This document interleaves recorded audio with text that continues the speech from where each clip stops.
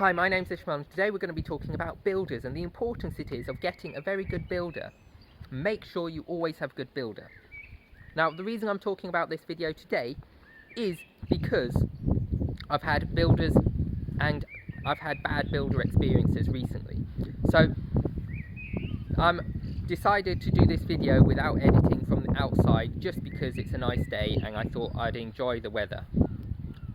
Now, the reason the builders I've said about them is that the issue with these two builders that I've had recently, one of them looked very good. They had very good Trustpilot ratings, they had good builder reviews, they seemed highly recommended.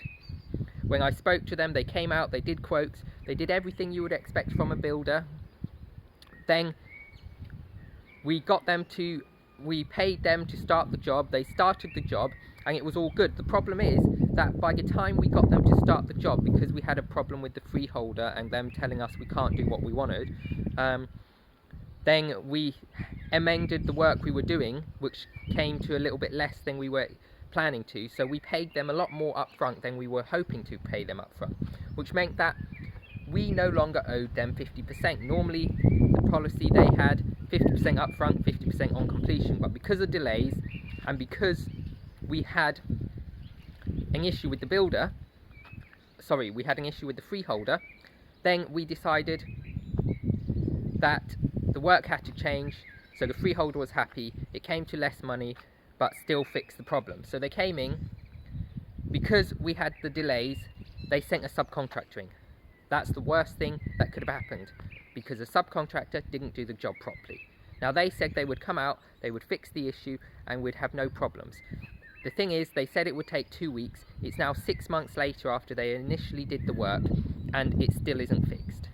Now, granted, what the work that has been done has fixed all the issues we were addressing, but they haven't done it to the same standard that was expected.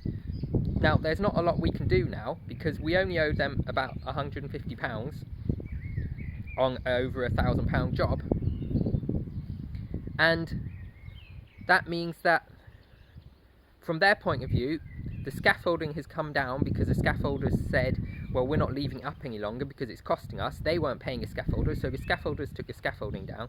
So our only option left is to take them to court. Now the thing is that the work has been done, but it hasn't been done to the standard. So the question is it worth taking them to court to get the work fixed? Well, that's something I'm contemplating at the moment, because as the work is done, it's a lot of hassle to take them to court over £100, which I owe them, and get the work actually done properly. So we'll see what happens there. And the second thing about builders is I've gone and got another builder who has started, who I've brought in. I had a time scale, so I had not much options. So when I got this builder, because I was on a time scale, I didn't know when I got the builder's quotes and everything that this builder wasn't going to give me a quote with all the things I expected. So a breakdown of every single thing that this builder is going to do for the cost and a time scale and schedule and everything else. The other builders at the time said we're going to be 4 or 5 weeks. This builder could do it quicker at a similar price. So I decided, okay, I'll go with this builder because I want it started now. Now, this builder doesn't necessarily mean they're bad because they haven't finished the job. They seem to be working quite well, but just make sure when you get a builder in, you make sure that you got paperwork in place, because this builder did not do paperwork for me. I had to do the paperwork myself. He came in, yes, he told me what he was going to do. He went away and he just sent me a quote. Now, the quote was, this is for the indoor work, this is for the outdoor work, this is for the labour. That was the quote. 3 prices, said what it was. Now, what work was he doing inside? What work was he doing outside? What materials was he buying? This was not specified. So for all I know, he could come along, he could do basically fit the kitchen, and that's it, walk away. And that's the inside done. And then he comes back and goes, well, you never paid me. So make sure you have contracts in place. Make sure you have timescales in place.